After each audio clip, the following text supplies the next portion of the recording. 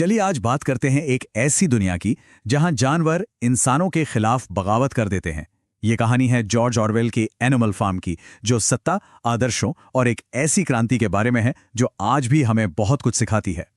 तो ये कहानी एक बहुत ही जरूरी सवाल उठाती है। क्या होता है जब आजादी के लिए देखा गया एक सुनहरा सपना एक बुरे सपने में बदल जाए?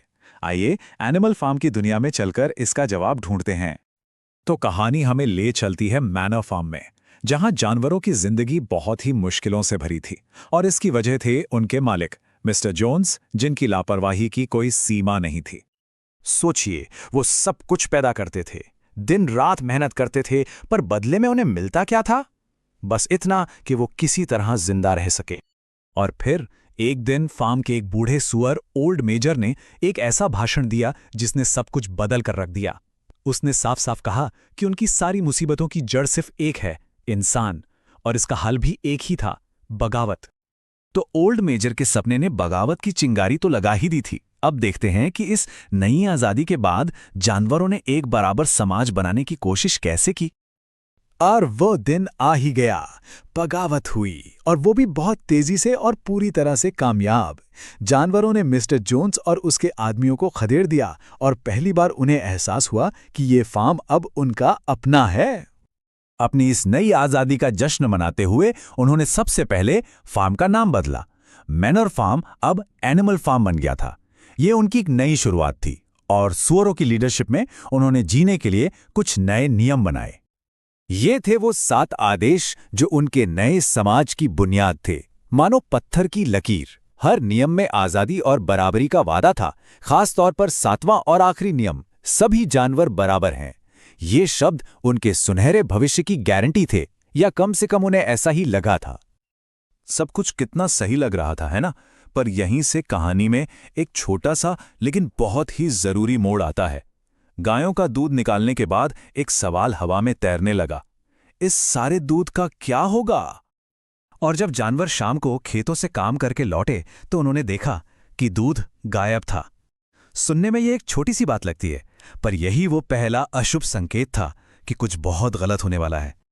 वो जो दूध गायब हुआ था ना, वो तो बस एक शुरुआत थी। अब हम देखेंगे कि कैसे आजादी का वो खूबसूरत सपना अंदर ही अंदर सड़ने लगा और एक नए तरह के जुल्म में बदल गया। देखिए, ये स्लाइड पूरी कहानी का सार है। एक तरफ है आदर्श, सभी जानवर बराबर हैं, और दूसरी तरफ है हकीकत। सूअर सारा अच्छा खाना, दूध और सेब अपने लिए रख रहे थे, जबकि बाकी जानवर जी तोड़ मेहनत कर रहे थे। पढ़ाई लिखाई भी सिर्फ सुअरों के बच्चों के लिए थी। बराबरी का वादा अब टूट रहा था और एक नया रूलिंग क्लास पैदा हो रहा था। तो ये सब हुआ कैसे? सत्ता पर कब्जा करने का खेल कैसे खेला गया? सबसे पहले सारे अच्छे रिसोर्सेज पर कब्जा, फिर ज्ञान पर कब्जा, सिर्फ सुअरों को पढ़ाया गया। उसके बाद एक दुश्मन बनाया गया, स्नोबॉल, जिसे गद्दार बताकर हर गलती का जिम्मेदार ठहरा दिया गया।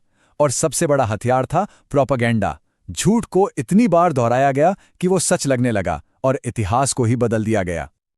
और इस धोखे का सबसे दुखद चेहरा था बॉक्सर, वो वफादार घोड़ा, वो क्रांति में सबसे ज्यादा यकीन करता था और हमेशा कहता था, मैं और ज्यादा मेहनत करूंगा।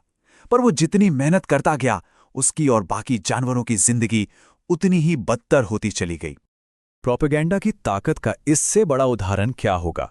एक भयानक लड़ाई में जब उनकी बनाई विंडमिल यानी पवन चक्की तबाह हो गई, तो सुअरों ने इसे एक शानदार जीत घोषित कर दिया। एक तरफ वो जश्न मना रहे थे और दूसरी तरफ बाकी जानवर अपने साथियों की मौत और अपनी मेहनत की बर्बादी का मातम मना रहे थे। ये था हकीकत को पूरी तरह से पलट देने का खेल। तो अब तक तो ये सिर्फ जानवरों की एक कहानी लग रही होगी, पर अब चलिए इसकी परतों के नीचे झांकते हैं और इसके पीछे छिपे असली गहरे मतलब को समझते हैं। एनिमल फार्म एक व्यंग्यात्मक रूपक है, यानी एक सटारिकल एलेगरी। अब इसका मतलब क्या है? सीधा सा मतलब है कि ये एक ऐसी कहानी है जो दिखने में तो जानवरों की है, पर असल में ये असली दुनिया के लोगों और ऐतिहासिक घटनाओं पर एक तीखी टिप्पणी करती है, उनकी आलोचना करती है। तो ये किताब असल में किस पर व्यंग है? ये सोवियत तानाशाही पर और खास तौर पर जोसेफ स्टालिन के शासनकाल की घटनाओं पर आधारित है। कहानी में सुअरों का सत्ता में आना बोल्शेविकों और स्टालिन के उदय को ही दिखाता है। और इसे लिखने वाले जॉर्ज ऑरवेल खुद एक लोकतांत्रिक समाजवादी थे। वो हर तरह की तानाशाही के सख्त खिलाफ थे, चाहे वो लेफ्ट की हो या राइट की। उन्होंने स्पेनिश सिविल वॉर में अपनी आंखों से देखा था कि कैसे अच्छे इरादों से शुरू हुई क्रांतियां भी भ्रष्ट हो सकती हैं, और वही अनुभव इस किताब की प्रेरणा बना। और आखिर में कहानी का सबसे बड़ा सबक, जैसा कि इस आखिरी सीन में होता है, जब जानवर खिड़की से अंदर झांकते हैं और उन्हें सुअरों और इंसानों में कोई फर्क नजर नहीं आता। ये एक टाइमलेस वार्निंग है कि कैसे सत्ता का नशा, झूठा प्रचार और आम लोगों की चुप्पी किसी भी महान आदर्श को मिट्टी में मिला सकती है। तो ये विश्लेषण हमें एक बहुत ही गहरे और जरूरी सवाल पर लाकर छोड़ देता है।